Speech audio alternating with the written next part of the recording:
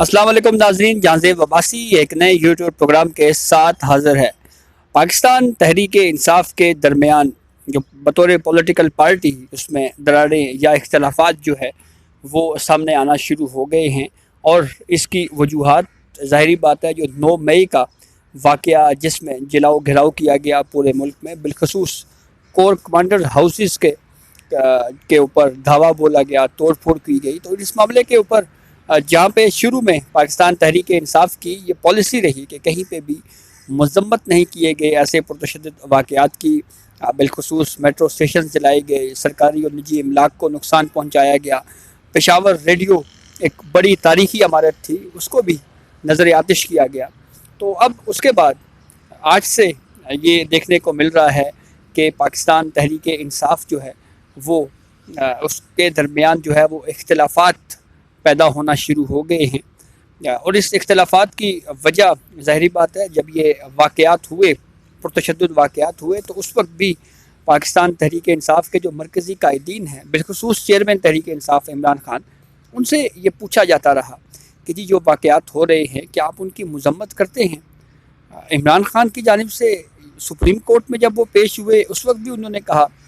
کہ دیکھیں یہ تو رد عمل ہے اور مجھے گرفتار کیا گیا، تو رد عمل میں اس طرح کی چیزیں تو ہونی تھی، اور میں تو باہر ہوتا تو کنٹرول کر لیتا، اور پھر اگر گرفتاری ہوگی تو پھر اس طرح کے رد عمل تو آئے گا۔ شاہ محمود قریشی سے پوچھا گیا، انہوں نے ان واقعات کی مذمت نہیں کی۔ اسد عمر سے پوچھا گیا، انہوں نے مذمت نہیں کی۔ فواد چودھری سے پوچھا گیا پہلے، انہوں نے بھی مذمت نہیں کی۔ لیکن پھر رات کو جب آپ نے دیکھا کہ صبح سارا دن فواد چودھری اسلام آباد ہائی کورٹ میں رہے، اور پھر اس کے بعد جب ان کو ضمانت ملی اور پھر آخر میں رات گئے جب انہوں نے پریس کانفرنس کی، اس میں انہوں نے توڑ پھوڑ کے ان واقعات کو شرمناک قرار دیا، اور یہ بھی کہا کہ اگر اس میں پی ٹی آئی کے کارکنان ملوث ہیں تو ان کے خلاف بھی کارروائی ہونی چاہیے۔ یہ پہلی مرتبہ کسی مرکزی لیڈر کی جانب سے ان واقعات کو کی مذمت کی گئی، تحقیقات کا کہا گیا اور ان واقعات کو شرمناک قرار دیا گیا۔ پھر اس کے بعد آج عامر محمود کیانی نے پریس کانفرنس کی اور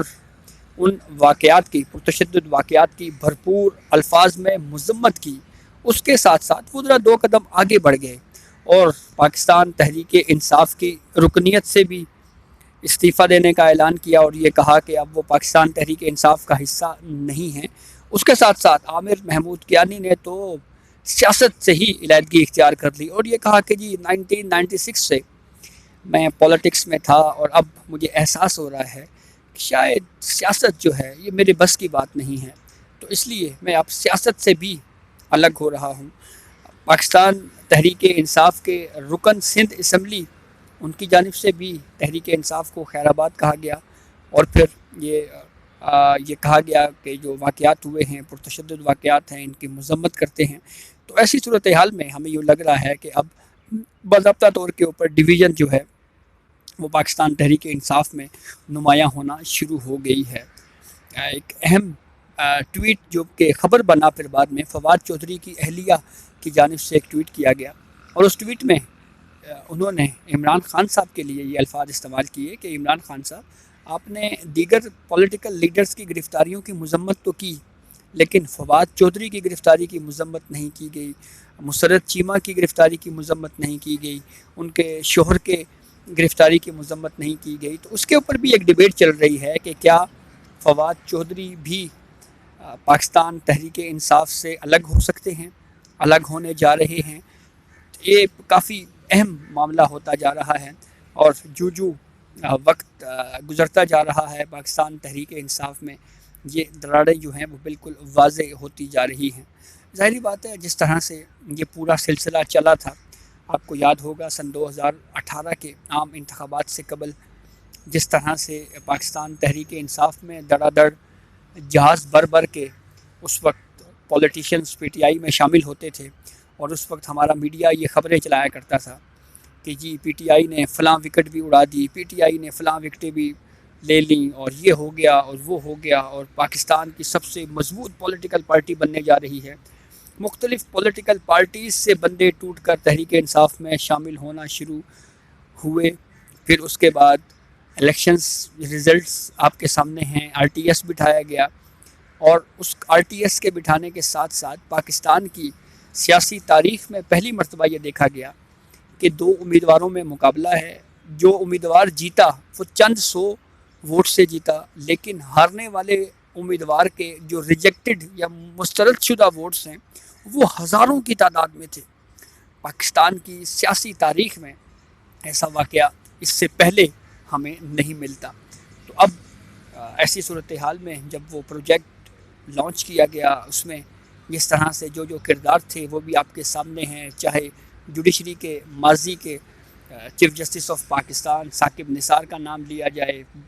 فیض حمید کا نام لیا جائے، جنرل باجوہ کا نام لیا جائے، ساری چیزیں آن ریکارڈ کے اوپر ہیں. تو اب بہرحال یہ لگتا ہے کہ جیسے اب وہ جو ایک بساط بچھائی گئی تھی اب وہ واپس جو ہے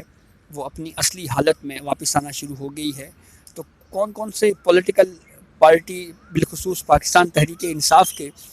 لیڈران اب مزید تحریک انصاف کو چھوڑ سکتے ہیں، یہ کافی اہمیت کا حامل معاملہ ہے. اور ایسی صورتحال میں عمران خان کی نیکسٹ کیا پالیسی ہو سکتی ہے، اس کے اوپر اس وقت تو بات کرنا قبل اس وقت ہے. لیکن یہ کہا جاتا ہے کہ عمران خان کی شخصیت کو جو لوگ سمجھتے ہیں ان کا یہ کہنا ہے کہ عمران خان اپنے بات سے پیچھے ہٹنے یا یو ٹرن لینے میں بڑے ماہر سیاستدان سمجھے جاتے ہیں. یا آپ یوں سمجھ لیں کہ وقت کو کے حالات کو دیکھتے ہوئے اپنی بات سے پیچھے ہٹ جانا، اس کو تبدیل کرنا، یہ بڑا آسان ہے ان کے لیے اور اسی کو وہ پولیٹکس سمجھتے ہیں. تو کیا ایسی صورتحال میں جو عمران خان پہلے پرتشدد واقعات کی مذمت نہیں کر رہے تھے، کیا اب اگر وہ ان حالات کو سامنے دیکھتے ہوئے کہ ان کی پولیٹیکل پارٹی کی اپنی جو لیڈرشپ ہے اس میں دراڑیں پیدا ہو گئی ہیں، تو کیا وہ اپنی سیاست کو بچانے کے لیے سیاسی حکمت عملی کے تحت یو ٹرن لے سکتے ہیں؟ ماضی میں تو ہم نے دیکھا کہ عمران خان جو ہے وہ بڑے ماہرانہ انداز میں یو ٹرن لیتے رہے اور پھر ان کے سپورٹرز جو ہیں وہ بڑی آسانی سے اس پہ واہ واہ کرتے رہے اور کہتے رہے کہ دیکھیں جی پولیٹیکل لیڈر تو یہی ہوتا ہے جو یو ٹرن لے لے، اور یہ تو سچائی ہے، یہ تو سچ ہے کہ ایک شخص جو ہے وہ واپس اپنی بات سے پھر جائے اور کہے جی کہ میں غلط تھا. تو بہرحال اب اس صورتحال میں لیٹس سی کیا صورتحال پیدا ہوتی ہے اور یہ معاملہ کہاں پہ جا کر رکتا ہے. اور وہ بالخصوص پاکستان مسلم لیگ نون پاکستان پیپلز پارٹی کے جو اراکین توڑے گئے، اس کو PTI میں شامل ہوئے، اب اس کے بعد وہ کب تک اس پارٹی میں رہتے ہیں اور نیکسٹ کیا سینیریو بنتا ہے، یہ پاکستان کی سیاسی تاریخ میں بہرحال کوئی ایسا واقعہ نہیں ہے جس کو کوئی انہونی واردات یا کوئی انہونا واقعہ قرار دیا جائے. سیاست میں انتخابات سے پہلے اس طرح سے توڑ جوڑ پہلے بھی ہوتی رہی ہے. تو یہ اب تک کی اپڈیٹ تھی جس سے ہم نے آپ کو آگاہ کیا. بہت شکریہ.